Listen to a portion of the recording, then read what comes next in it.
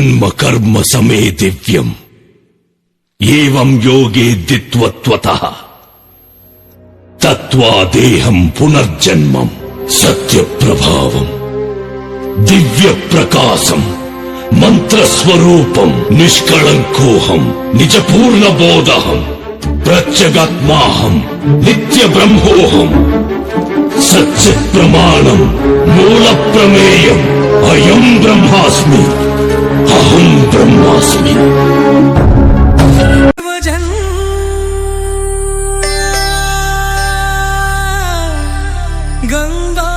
గంగాధరా కారాంపపా భవనాశకా నీ నామమే శక్తి నీ రూపమే భక్తి చంద్రకరాభాసురా మహాదేవా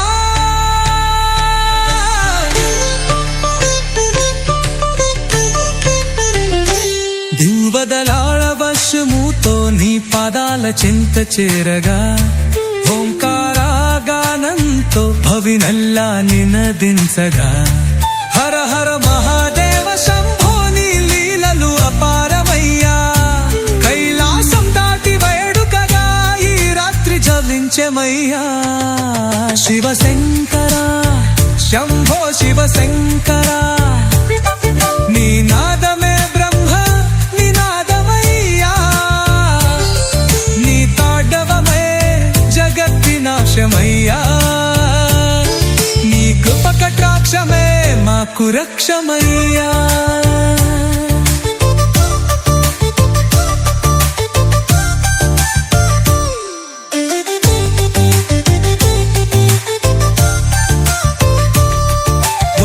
రుద్రాక్షమాలధారా నఢారా నీవే లోక రక్షక నిన్నే నమ్మే భక్తులకెల్లా నీవే శరణగత గంగా నది అలలై కరిగే నీ జటాజూటపు మాధుర్యంలో నిన్నే పూజించే భక్తులు మహాశివరాత్రి తేజస్సులు శివశంకర శంభో శివశంకర నీ నామమే మంత్ర తంత్రమయ్యా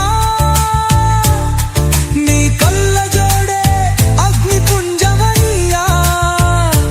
ఈరోజు ఆదివారం అమావాస్య అంటే చైత్ర అమావాస్య చాలా మహిమాన్వితకరమైనటువంటి చాలా దివ్యకరమైనటువంటి అతి ముఖ్యంగా శివ భక్తులకు చాలా ప్రీతికరమైనటువంటి రోజు ఈ రోజు. ఎందుచేతంటే ఈ సంవత్సరము ఉగాది పరిసమాప్తి అంటే అయిన తర్వాత మనకి మొట్టమొదటగా ప్రప్రథమంగా ఈ సంవత్సరంలో వచ్చినటువంటి అంటే ఆదివారం అమావాస్య వచ్చినటువంటి చాలా మహిమాన్వితకరమైనటువంటి రోజు. అయితే మరి ఈ రోజున వెంకటగిరి స్వామి వివేకానంద యువ సైన్యం సభ్యుల యొక్క ఆధ్వర్యంలో మన మన్నవరానికి సమీపాన ఉన్నటువంటి అంటే గొల్లపల్లి దగ్గర వెలసి ఉన్నటువంటి శ్రీ శ్రీ గౌరీ శంకర కోనకు ఈరోజు మేమందరం కూడా విచ్చేయడం జరిగింది.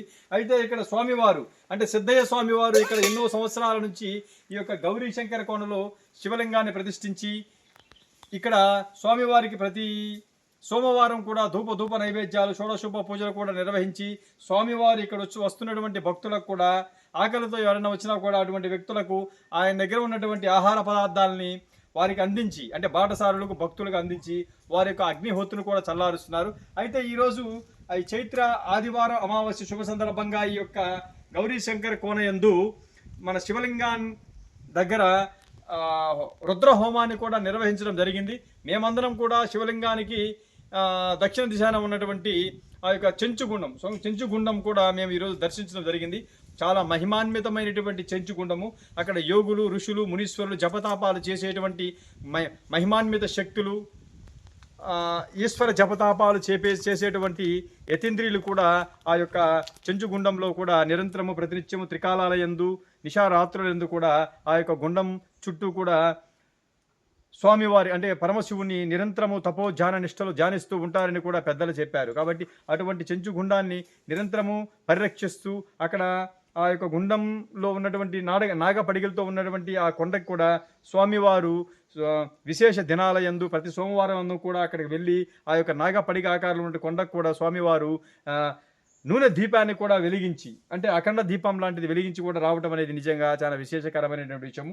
ఇక్కడ ఉన్నటువంటి స్వామి పంచభూతాల్లో ఉన్నటువంటి గాలి, నీరు, అగ్ని, వాయు, ఆకాశాన్ని అనిత్యం ప్రతినిత్యం కూడా స్వామివారు ఆస్వాదిస్తున్నారు, ప్రేమిస్తున్నారు, గౌరవిస్తున్నారు, మరియు ధ్యానిస్తున్నారు. కాబట్టి అందుకే స్వామివారు కూడా ఎంత ఆరోగ్యవంతుగా ఉన్నారంటే చాలా పరిపూర్ణ ఆరోగ్యవంతుడుగా కూడా ఉన్నారు. ఆయుష్ని దినదినాభివృద్ధి పెంచుకుంటున్నారు. కాబట్టి ఇటువంటి వ్యక్తులను ఆదర్శంగా తీసుకున్నట్లయితే మనము ఈ మల్టీ సూపర్ స్పెషాలిటీ హాస్పిటల్కు లేదా ఇంకో సూపర్ స్పెషాలిటీ హాస్పిటల్కు వెళ్ళవలసిన అవసరం లేదు. ఎందుచేతనంటే ఈయన నిదర్శనం. పంచభూతాలను ప్రార్థిస్తున్నాడు, గౌరవిస్తున్నాడు, ఆరాధిస్తున్నాడు. కాబట్టి ఆయన ఆయుష్ బాగుంది, ఆరోగ్యం కూడా చాలా పుష్కలంగా కూడా ఉంది. కాబట్టి ఇటువంటి వ్యక్తులు డాక్టర్ల దగ్గరకు మందులు, మెడిసిన్స్, ఇంజెక్షన్స్ లేదంటే సర్జరీలో ఇలాంటి చేసుకోవాల్సిన అవసరమే ఉండదు. ఎందుచేతంటే వాళ్ళకి పంచభూతాలే రక్షగా, అనుగ్రహంగా ఉంటాయి. కాబట్టి ఈరోజు ఈ యొక్క మహిమానంద ప్రాంతం నందు మేమందరం కూడా విచ్చేయటం, ఆ హోమంలో పాల్గొనటము, చెంచుగుండాన్ని దర్శించడము, ఇక్కడ ఉన్నటువంటి ప్రకృతి సోయగాలను, ఆయుర్వేదపు మొక్కలను కూడా మేమంతా కూడా దర్శించడం నిజంగా మా అందరూ అదృష్టంగా బాగుంది. స్వామివారు కూడా మా వంతు సహాయ సహకారాలకు అందిస్తామని తెలియజేస్తాం. Thank you very much.